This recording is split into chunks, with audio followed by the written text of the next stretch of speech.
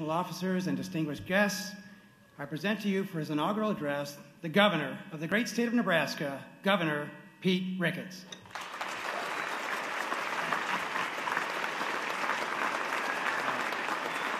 Thank you very much.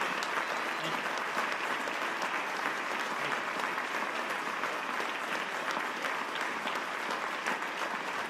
Thank you all very much. Thank you. Before we get started here today, I would like to take a moment. A friend and colleague of many folks in this building, Chris Keatle, passed away this morning. I want to express my heartfelt sympathy to the family and ask you all to keep Chris and his family in your prayers at this time, and please join me in a moment of silence.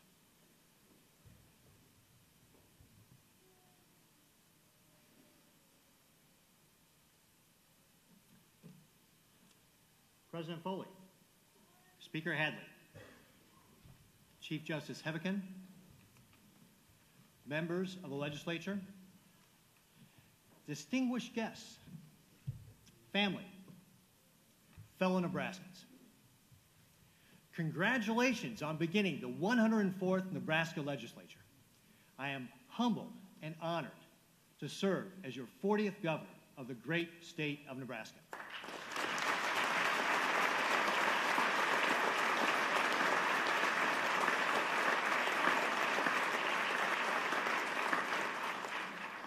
Welcome to the new members of the unicameral and my fellow constitutional officers.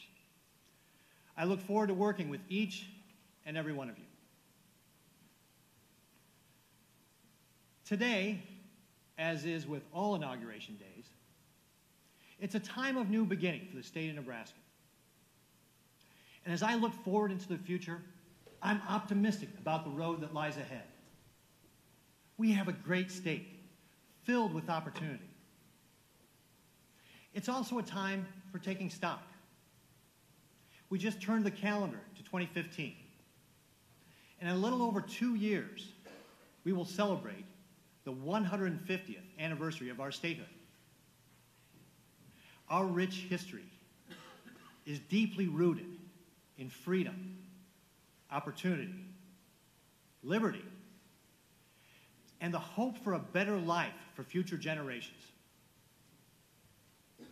A few years before statehood, in 1862, the Homestead Act was signed into law by President Abraham Lincoln, who also, by the way, made Nebraska the crossroads of a great transcontinental railroad. The first homesteaders were citizens, immigrants, and freed slaves. They traveled for hundreds of miles to Nebraska by foot, wagon train, or railroad, searching for a better life. One of the first homesteaders, Daniel Freeman, was one of the patriots who was rewarded with a special incentive for serving in the Union Army. He claimed land at Cub Creek, near Beatrice. Another veteran, Robert Ball Anderson, was a former slave who earned his freedom in the Union Army, and in 1870 became the first freed African-American homesteader. As we gather here today in Lincoln, our capital city, named for one of our greatest American presidents who helped shape the destiny of our great state, we continue to welcome people who value freedom and who search for a better life. We welcome people from all around the world who come to study at our great universities, or work in our businesses, or on our farms or our ranches. And as our forefathers did a century and a half ago, we continue to honor the veterans, the men and women who sacrifice and serve our country.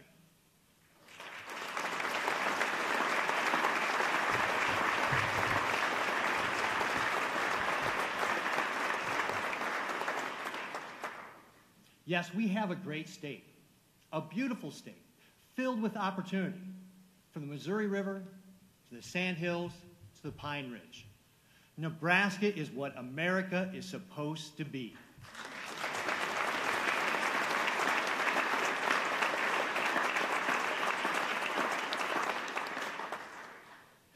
strength of our state lies within our people. Nebraskans are engaged in their communities, their schools, their churches. And when we have problems, we find a way to work together to solve those common problems despite our differences. Our continued success here in the state will depend upon our ability to pull together to solve problems and grow Nebraska. I'm excited about the opportunities to work in a collaborative spirit to move this great state forward.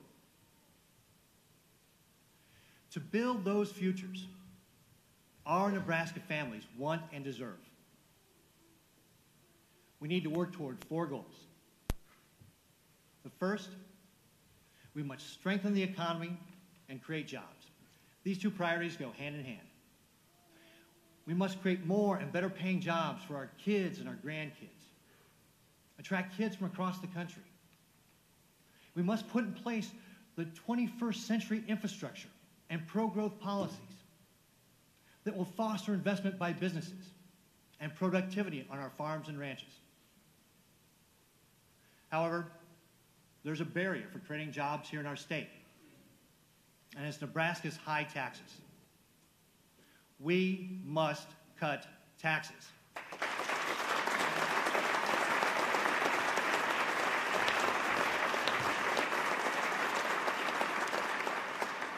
Whether you're a homeowner, a farmer, or a rancher, or a business owner, everyone bears the burden of high taxes.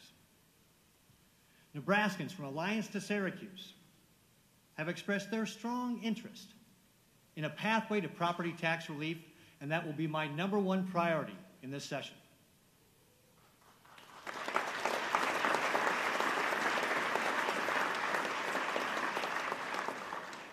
At the same time, we must act responsibly.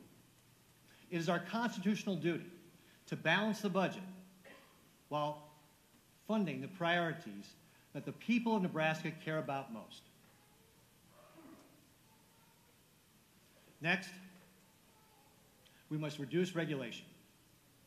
Whether you're the livestock producer in Bridgeport or the manufacturer in Deschler, Nebraska businesses face onerous overregulation.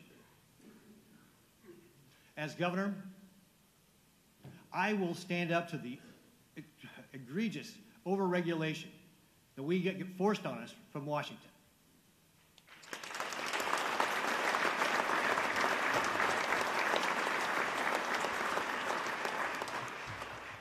At the state level, I will work to ensure that our regulatory process is fair, transparent, and more efficient.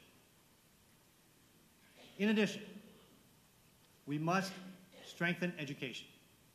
We must ensure our young people have the tools they need to compete in a 21st century global economy. And in particular, I want to focus on career and vocational training. Every manufacturer I've spoken with has told me they cannot find enough skilled labor, and it's a barrier for them expanding here in the state. And these are wonderful careers.